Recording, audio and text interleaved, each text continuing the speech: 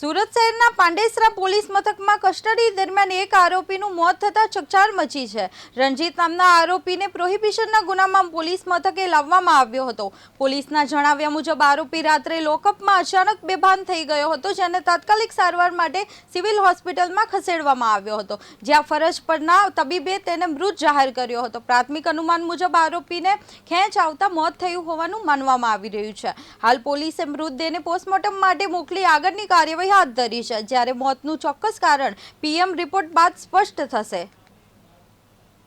ગઈકાલે પાંડેસરા પોલીસ સ્ટેશનની હદમાં એક પ્રોહિબિશનની કાર્યવાહી કરવામાં આવેલી, જેનો ગુના રજિસ્ટર નંબર 2673/26 છે, જેમાં પીધેલામાં પકડવામાં આવેલ।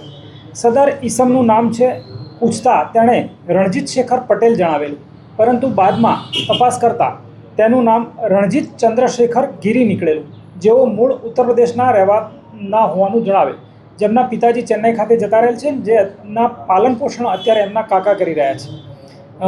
રાત્રે 12:30 વાગે તેમને સિવિલ હોસ્પિટલમાં મેડિકલ ચકાસણી માટે લઈ જતા શરૂ કરતા બૂમ પાડતા તેઓ લોકઅપમાંથી બહાર આવેલા અને તરત જ ચક્કર ખાઈ બેભાન થઈ પડી ગયેલા।